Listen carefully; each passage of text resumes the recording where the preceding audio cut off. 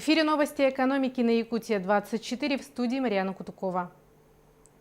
Нефтяные компании выполнили взятые обязательства по стабилизации цен на бензин и дизельное топливо и снизили цены в оптовом сегменте. Об этом телеканалу Якутия-24 сказал официальный представитель вице-премьера России Дмитрия Казака Илья Джус.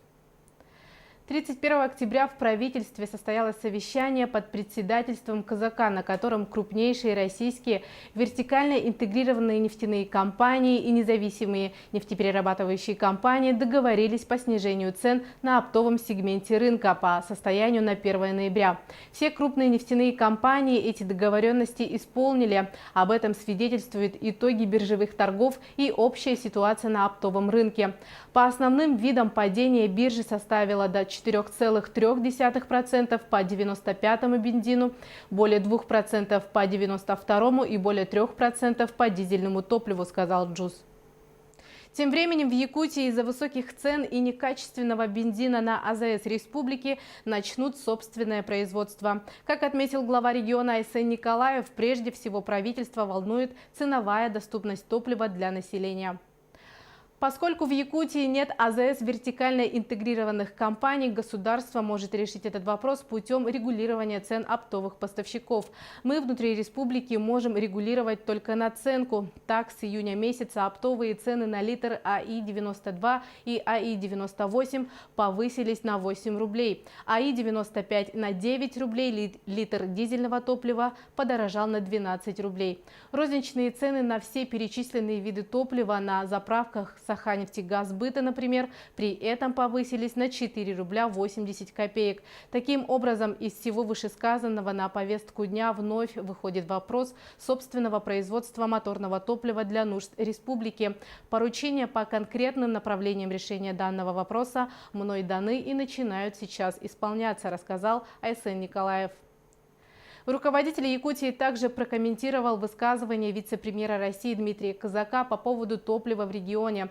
Напомним, ранее вице-премьер в интервью телепрограмме «Вести» в субботу подчеркнул, что на независимых АЗС, которые в России занимают 62% розничного рынка топлива, много нарушений, и среди них надо наводить порядок. Но делать это аккуратно, чтобы не вызвать коллапс закрытием заправочных станций. Вице-премьер России Дмитрий Казак высказался вчера о качестве топлива на АЗС Якутии и Забайкалья, которое действительно порой оставляет желать лучшего. Контроль над качеством топлива – это целиком и полностью прерогатива и зона ответственности федеральных надзорных органов, в адрес которых это и прозвучало, пояснил Николаев. За 6 лет государство выделило некоммерческим организациям 30 миллиардов рублей. Об этом сообщил президент России Владимир Путин во время форума активных граждан сообщества. Он заявил, в этом и следующем году грантовая поддержка НКО составит по 8 миллиардов, а в 2020 году будет не меньше. Путин ознакомился с социальными проектами, которые осуществляются под эгидой Общественной палаты в различных сферах жизни.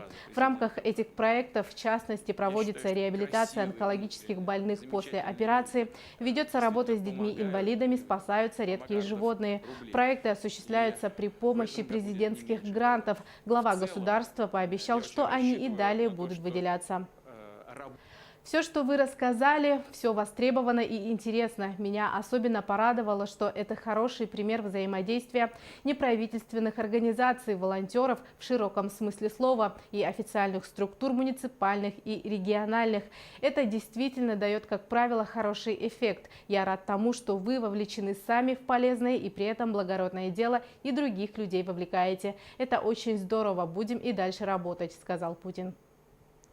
На днях стартовал второй этап конкурса управленцев «Лидеры России» – дистанционный отбор. Он включает 3 блока компьютерных тестов, в которых будут оцениваться интеллектуальные способности, общие знания и управленческий потенциал участников.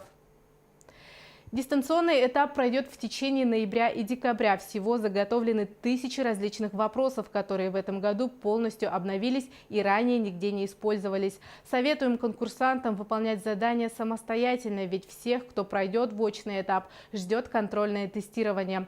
В этот раз мы несколько изменили порядок прохождения заданий. Сначала будет проверяться уровень способностей, а уже потом общие знания, отметил руководитель конкурса «Лидеры России» Алексей Комиссаров. Конкурсанты, показавшие лучший результат, будут допущены к участию в очных региональных полуфиналах по федеральным округам. Победители полуфинала встретятся в марте на финале. Напомним, «Лидеры России» – это открытый конкурс для руководителей нового поколения. В этом году заявки на участие поступили из всех регионов России, а также из нескольких десятков стран мира. От Дальневосточного федерального округа поступило более 3% регистраций. Якутия по числу заявок находится на третьем месте после Приморского и Хабаровского края. Одним из последних финалистов всероссийского конкурса из Якутии является Максим Терещенко. После «Лидеров России» его назначили министром промышленности и геологии Якутии. У меня на этом все. Оставайтесь в курсе экономических событий на Якутия-24.